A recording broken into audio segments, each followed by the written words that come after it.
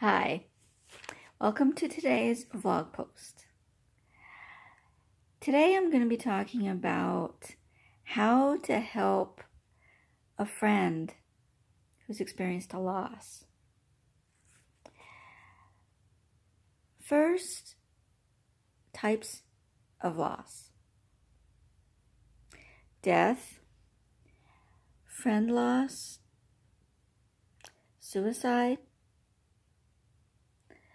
moving, misunderstanding, loss of a job, loss of a child, loss of a spouse or partner, loss of a parent or grandparent, loss of a house, loss of a reputation.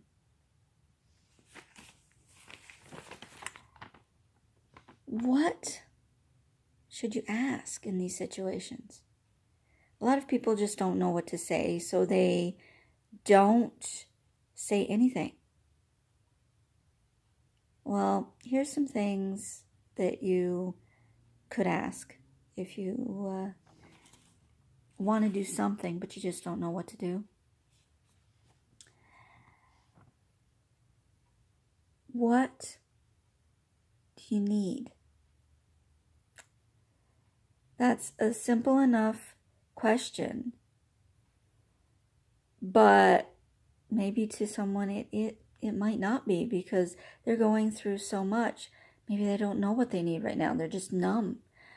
But you could still ask. Do you want to talk about it? What can I fix you to eat? Or can I fix you something to eat? Can I call anyone for you? Do you need me to stay the night with you for a while? Maybe a person has lost his or her spouse and has never really been alone in the house for a while. I mean, it's been a long time. And nighttime is a rough time when you're going through loss, when you're going through some traumatic event in your life. So asking if they would like to have somebody stay with them, if they'd like you to stay with them. And maybe you could do nothing. Just be available. Just sit there, not say much. That can be a real help to people in mourning. They know that you're there. And if they want to talk, they can talk. They have someone to talk to. But you're there. You're not making any demands on them. You're not pressing them for information. You're there, reading a magazine next to them, holding their hand. Whatever they need, you're there if they need something.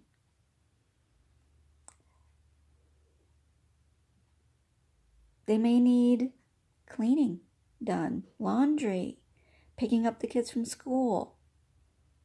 Those everyday things that are suddenly so hard because you've been, hit with this tragedy in your life, this tough situation that just, nailed you, that just hurt you so badly that you can't function the way that you normally would. So those everyday things could really help. Writing thank yous. At times of loss, we will get cards and letters and emails and texts and flowers and meals and all sorts of things. But we don't have the energy to say thank you.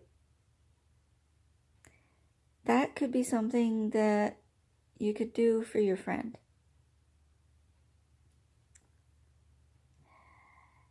I think the biggest thing for me would be relishing having someone there with me, but quiet, just there to talk if I feel like talking, or being quiet if I feel like being quiet. I remember when my husband was hurt. This isn't the same. Well, this could be in that category too, because it is a traumatic event. It's a loss, in a way, because we thought he wasn't going to make it. So I was in that category, for a bit. And I just wanted people around to talk if I needed to talk. And everybody came out of the woodwork to help. And they did some really cool stuff. I mean, we were in the middle of a move at the time. I had a closing that I had to get a power of attorney for because he wasn't going to be able to be there. I had to sign for him. We could have canceled it, and we probably should have canceled it, but we didn't. So everybody just stepped up. His work, neighbors, friends, the community, family, they all stepped up, and it was really nice to see that. You don't want to go through a situation where you have a loss or you have a traumatic event happen in your family or to yourself. But it's nice to know that people are there when you need them. But they sometimes just don't know what to do. So the best thing, I think, is to ask what you can do for them. And also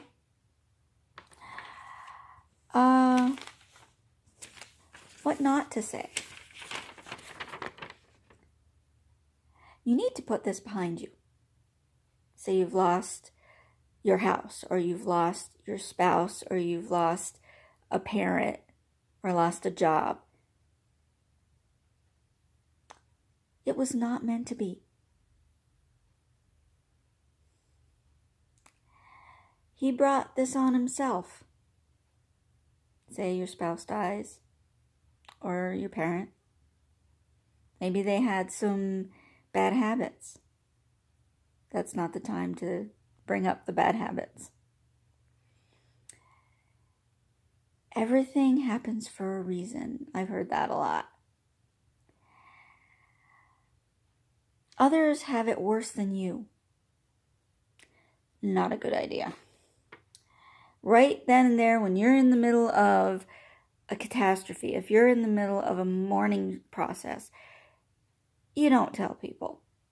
You don't want to hear people tell you, oh, well, others have it worse. Right then and there, you really think that you probably have it pretty bad because you're feeling like crap. You're feeling numb. You're feeling scared. You're feeling confused.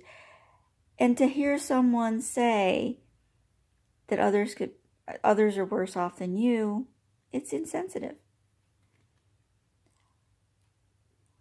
She wouldn't want you to feel so sad. You do have other children. I don't even have the words for that one. I know how you feel. Unless you've gone through the exact same thing. Nobody goes through the exact same thing, though. They could handle death or a loss of a job or a loss of a house totally differently from you. You could maybe give them some pointers later on how to pick up the pieces once they are ready to do something. But right at the beginning, saying, oh, I know how you feel. No, you don't. God wanted him more than you. My goodness. It's only a house. Things can be replaced. True. But when you've just lost everything in a house fire, that's not a good thing to hear. Okay, now what to say? I don't know how you feel, but I'm here to help in any way I can. I'm sorry for your loss. I'll keep you in my thoughts and prayers. Those are not judgmental. They're not telling you how to react to the situation, to your loss. They're just saying, I'm sorry. And I will do anything that I can for you, whatever you need. It puts the person that is mourning or grieving or feeling this loss of property, it puts them in charge of what happens and when you do what you do.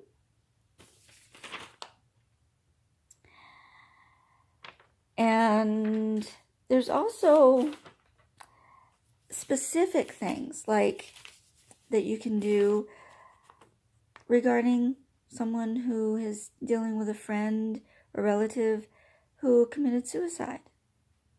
It's a it's a loss, but it's a different situation because it's so traumatic and it's so gut-wrenching.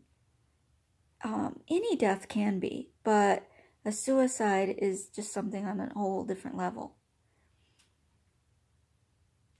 Let them come to you. Keep things as normal as possible. Realize that their daughter maybe has a ballet recital. Ask how that went. Remember the good times. Once a friend is ready to talk, this isn't just right off the bat, but see how they react. Don't wait too long, but once they're ready to talk, remember the good times. Ask really thoughtful questions, like what's going through your mind right now? What thoughts are you having about what happened? How was the person recently? Your husband or your brother or your aunt or whoever that person may be who committed suicide. How were they the last time you saw them? Just be there with a hug. Sit and listen. Sit in silence. Don't expect anything. Just be there. That's really what they need. Let them cry or talk everything out that they're feeling and thinking, and be there as a sounding board for them, because that's part of their healing. They need to get that out. They need to figure these things out for themselves, but it's nice to have some sounding board there, someone who will really listen and really cares and doesn't offer advice and doesn't offer quick fixes, but just lends an ear. That can be really important for the healing process. Give them space, but I think I mentioned this a bit earlier, but not too much. Be in the next room. Say, I'm going to just go fold some laundry. If you need me, let me know. Or they might be next door. They might be you might be a friend who lives next door. I'll just be next door. Give me a call if you need anything.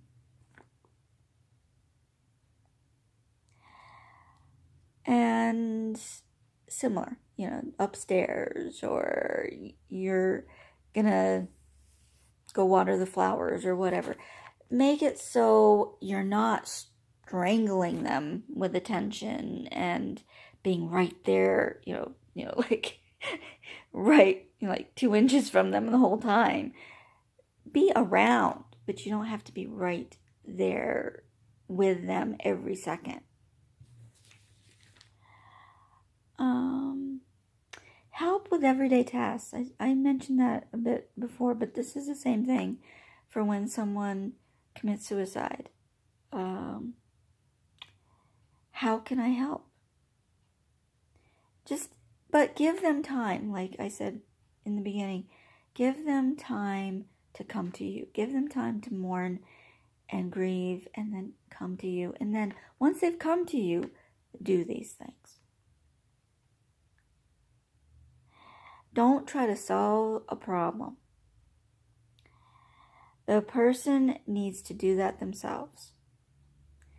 You need to be there for them as a support, but not try to solve problems. That's up to them. And also a loss of house. Say someone's going through foreclosure.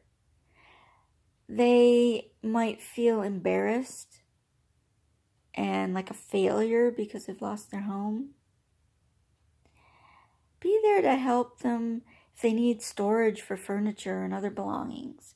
Or maybe help them find rentals that they can move into temporarily or permanently, whatever. And once they're in their new home, offer to help them get settled. Offer to let them get adjusted. And you might even give them a small housewarming gift.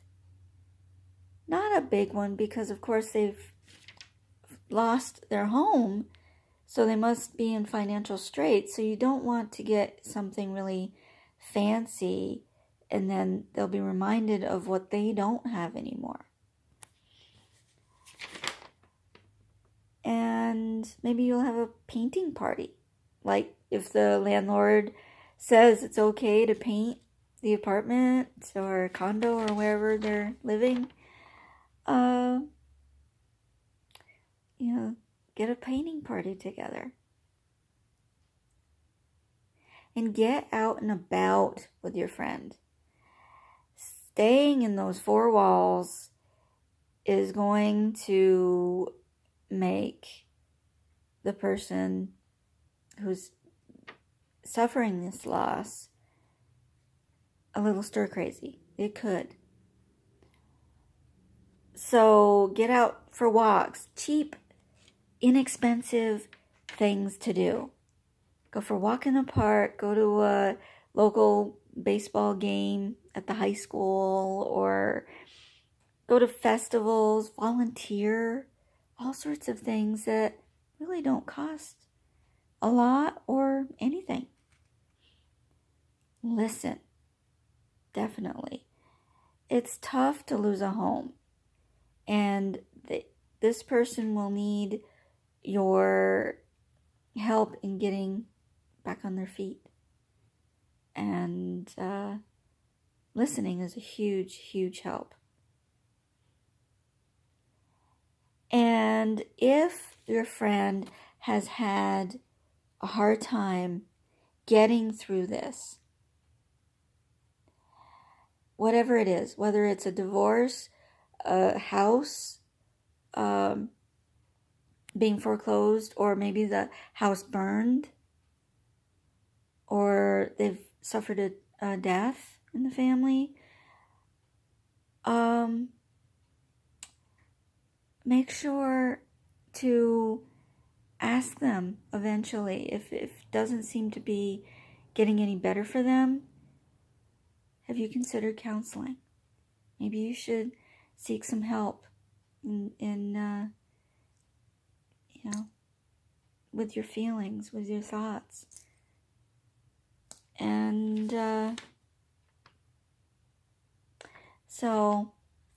and I did mention a fire also, but that's similar to foreclosure, but the person may need clothes, they may need a place to stay, they may need, again, person to just vent to, and get organized, maybe make some phone calls for the person,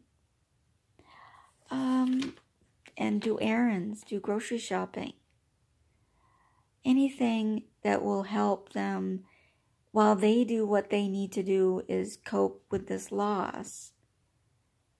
There's things that they have to do for themselves, but you can ease that burden by helping them do other things that are maybe not as urgent, but still need to be done.